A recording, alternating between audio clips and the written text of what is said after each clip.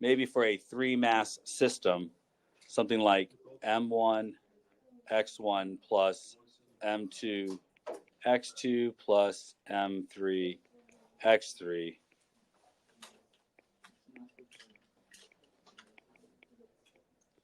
this should tell us where the center of mass of the system is. So we're changing the system up now. I'm just making some additions here. It's a 2-mass system, but now we know where the center of mass is supposed to be.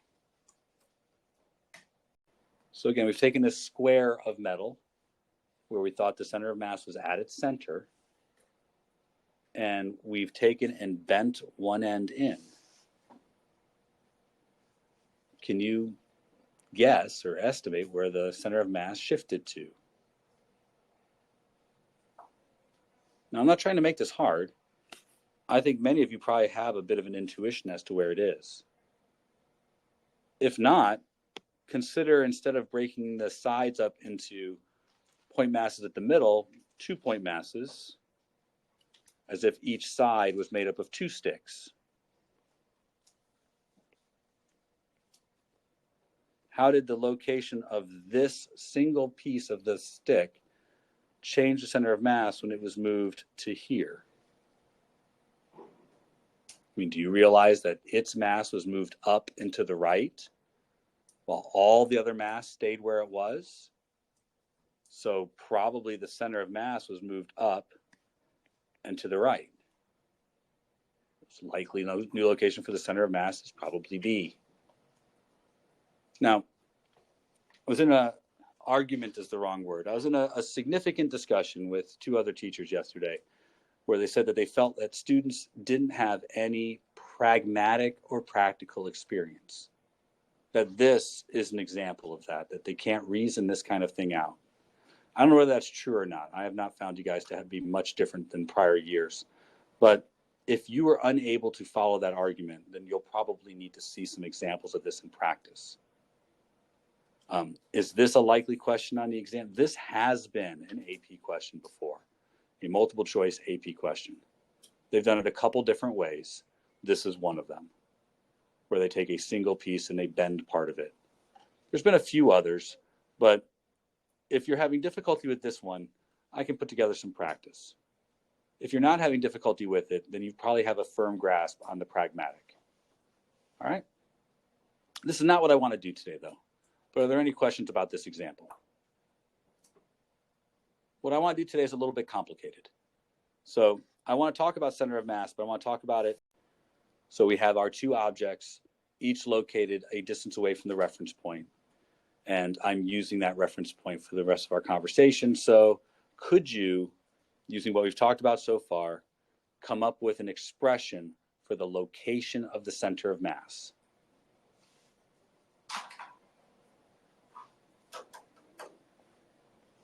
I know I'm not asking very much of you, but trust me, we're going someplace from here. So just take a minute and sketch out what you think the expression for the center of mass will look like. This really shouldn't have been very exciting. There's not much here, but I need you guys to have a little, the word is kind of flesh in the game. I need you to be convinced and committed to what we're going to do next, because it's going to get hard.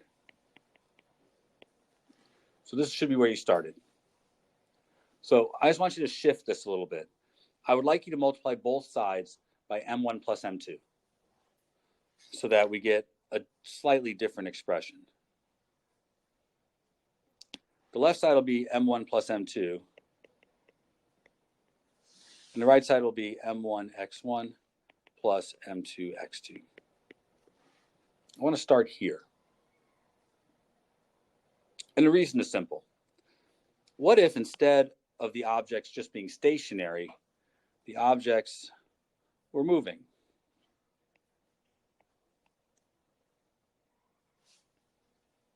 And that would suggest their position isn't the same from moment to moment. Their position is always changing.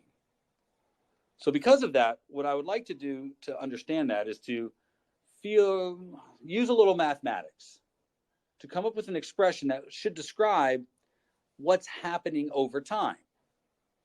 Now, what we're going to do is not hard, and many of you have already done this. In fact, all of you have done it if you were in my class in September. We're going to take the derivative of both sides. This should be able to give us an idea of what's changing. And in order to make it relevant, I want to take the derivative of both sides with respect to time.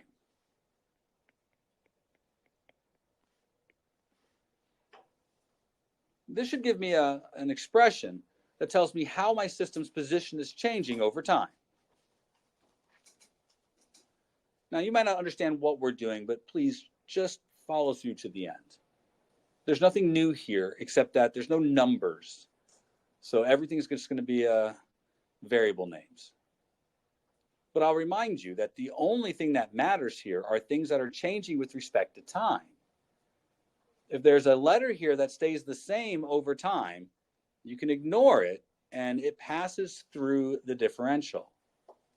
For example, are either masses changing mass over time? So M1 plus M2 is going to stay the same number all the time. It will pass through the differential, meaning you can factor it out, and you'll have M1 plus M2, and then ddt of x center of mass. Now, if you would please apply that same principle to the right side. The derivative obeys the distributive property. So what will this look like on the right side? I'll wait 60 seconds. So I hope that this wasn't a huge thing. You'll have M1 ddt of x1 plus M2 ddt of x2. Now, I'm going deliberately slow, and I know we don't really have time to go deliberately slow, but there's going to be something here that's important. This is the rate of change of position, also known as velocity. And this is the rate of change of position, also known as velocity. Which means this must be the rate of change of the position of the center of mass. This part is not obvious. But what you have here right now is a formula that doesn't show up in any textbook, and generally isn't something that's on any equation sheet. But it tells you how to find the velocity of the center of mass of a system. So you'll notice this has identical features to the position of the center of mass of the system. So I would encourage you to commit this to memory, that if you need to find the velocity of the center of mass, it's just like finding the position of the center of mass, but with velocities, not positions. Does everybody understand? I would make sure you have this in your notes, put a big box around it. They ask this question all the time, every year. Multiple choice for sure. It's worth committing to memory. Finding the velocity of the center of mass is very similar to finding the location of the center of mass. You just use velocities instead of positions. Now, there's something more happening here, but I want to make sure that that part's okay. Are we okay with that? Notice it would not matter whether the velocities were positive or negative. Right? That doesn't show up at all. It was just that if the velocities are positive or negative, it would be somewhere inside V. Do you guys see that object 1 is going to overtake object 2? That there's going to be a collision eventually? This will still be true even after they collide. No matter what happens to them, no matter what the result of that collision is, if there's no external force, this will be the same. It'll just be the sum of M1V1 plus M2V2. Now, if you don't believe that, you need to add what we did yesterday to what's written here. Yesterday, we said that the net force times the time is equal to the change in momentum. Change in momentum doesn't care whether it's one object's momentum or a system of objects. if the net force on the system is 0, there will be no change in momentum for the system. Now, what we're about to put together here is a fundamental concept, so you need to hear this carefully. If box 1 hits box 2, there will be an internal force of box 1 pushing box 2 and box 2 pushing box 1. That is an internal force. This is a net force on the system. The collision doesn't impart a net force on the system. It's an internal force. That means that even if there's a collision, the net force is 0. So the change in momentum of the system will be 0. Although you don't know what this is, I want you to understand that this is a statement of conservation of momentum. Conservation of momentum is one of the most fundamental conservation laws in the universe. And when I say that with a very serious undertone, that there is no rule that violates conservation of momentum. And more importantly, it's not like there's multiple types of momentum like there is multiple types of energy. No matter what happens to a system, the momentum of a system will remain constant unless acted on by an external force, no matter what. That's not true for energy. It is very true for momentum. So I'll say it again. For a system, the momentum of the system will remain constant unless acted on by an external force.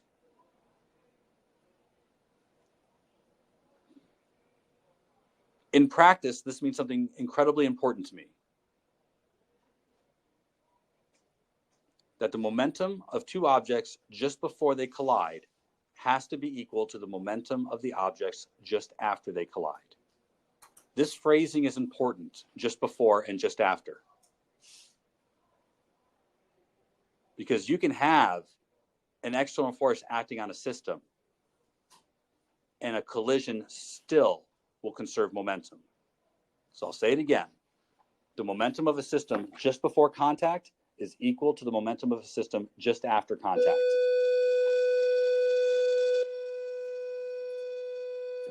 Even if there's an external force acting on the system. We're going to take a look at this in practice over the next couple of days. Well, next 2 days, today and tomorrow.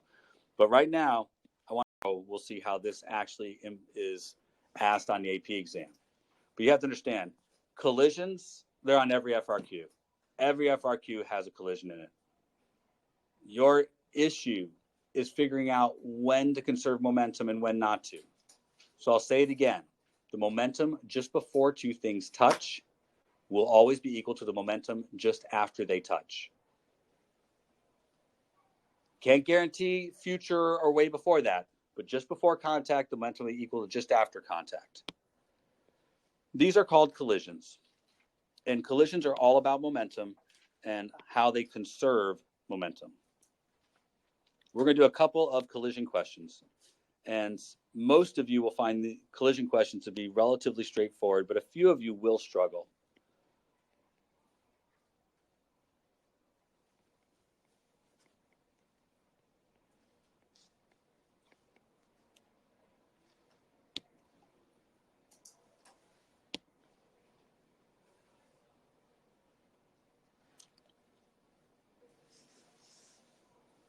All right. The first kind of collision I want to talk about is what's known as a perfectly inelastic collision.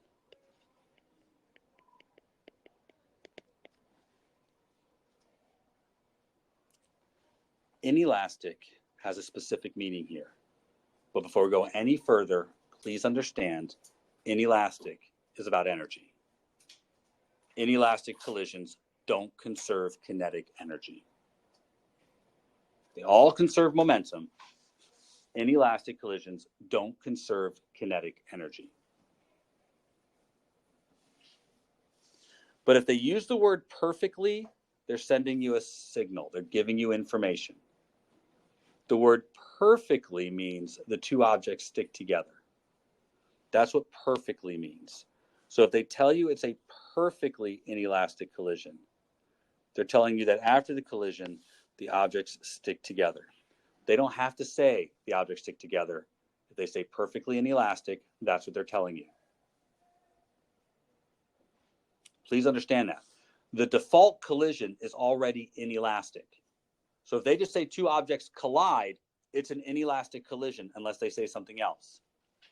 But if they say it's perfectly inelastic, they're telling you the objects stick together. So please be aware that is a specific definition, and they can use it on the AP exam without anything else.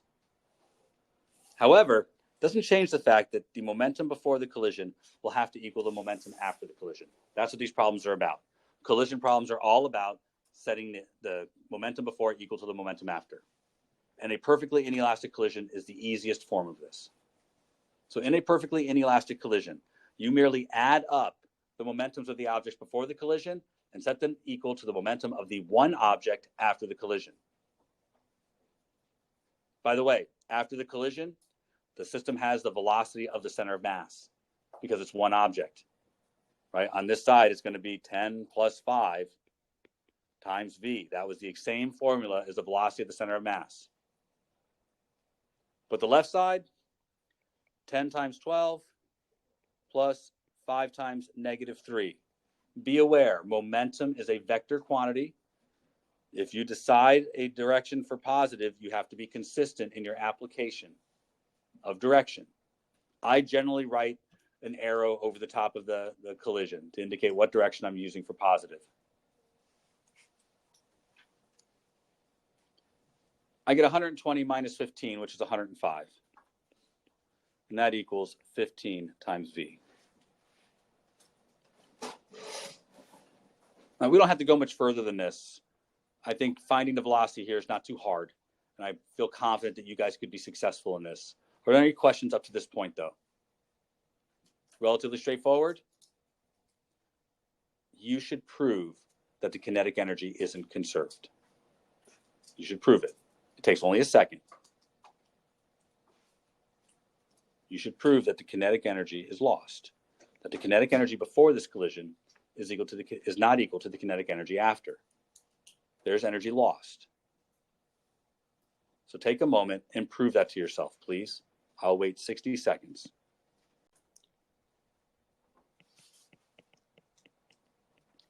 Doesn't matter that the one object is moving in the other direction. You're going to be squaring that.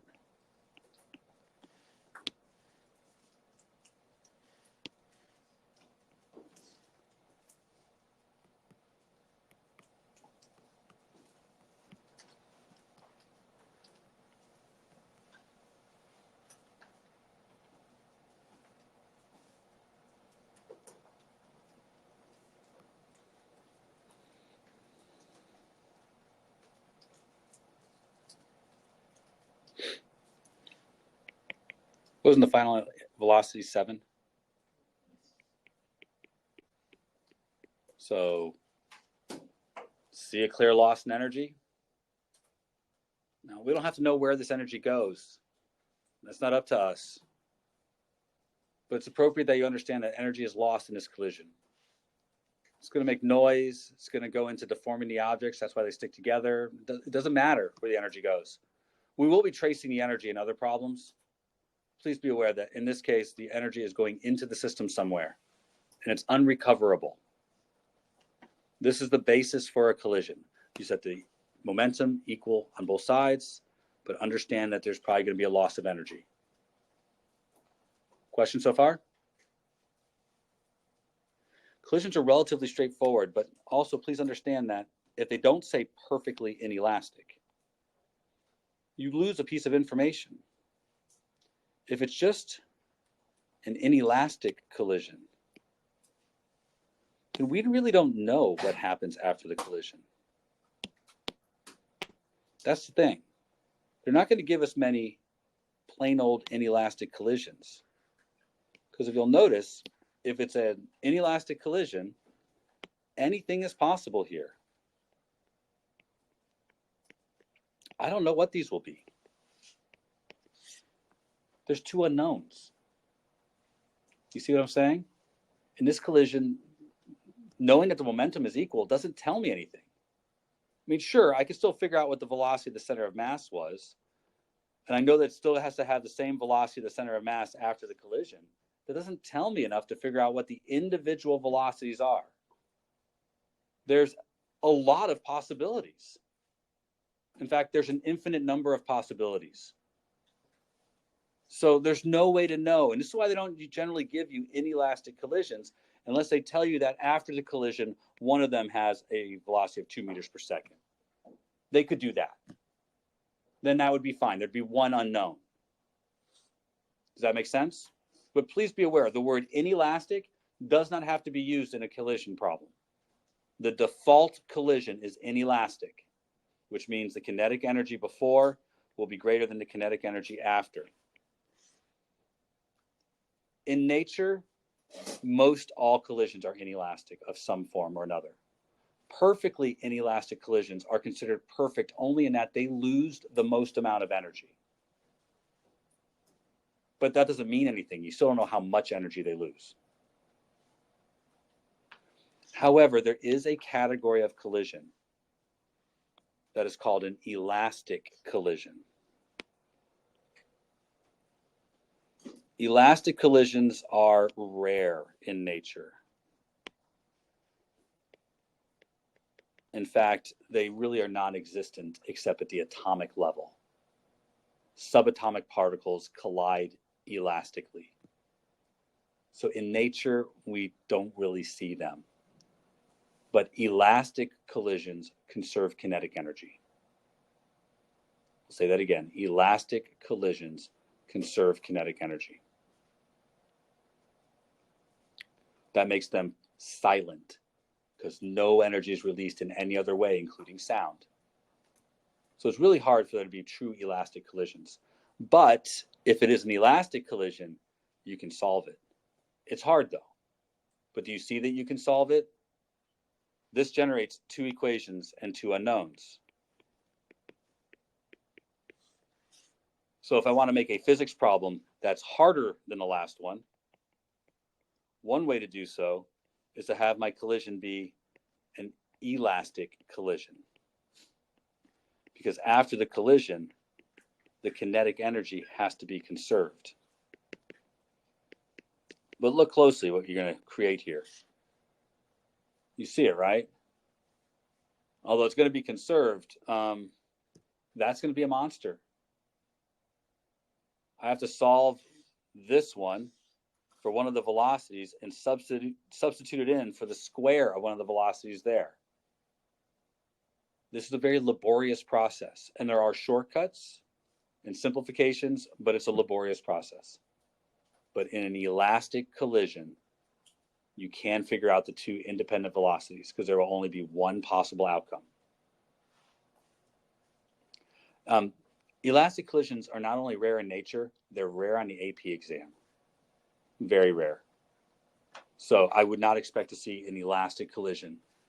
You don't get very much information out of it for how much work you have to put in. I mean, right now, if I asked you guys to solve V1 and V2, I bet most of you, after a long while, would probably get the answer.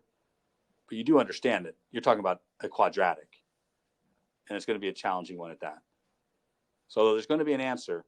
It might not be obvious what it is. So elastic collisions. There are three types of collisions. They all conserve momentum. One conserves kinetic energy. One, they stick together. Questions to this point? Collisions are relatively easy. Tonight, I'm going to give you some center of mass and some collision questions for you to practice. Tomorrow, we're going to see what these actually look like on the AP exam and talk a little bit about how the problems will be mixed up. Now, I want to pause right here because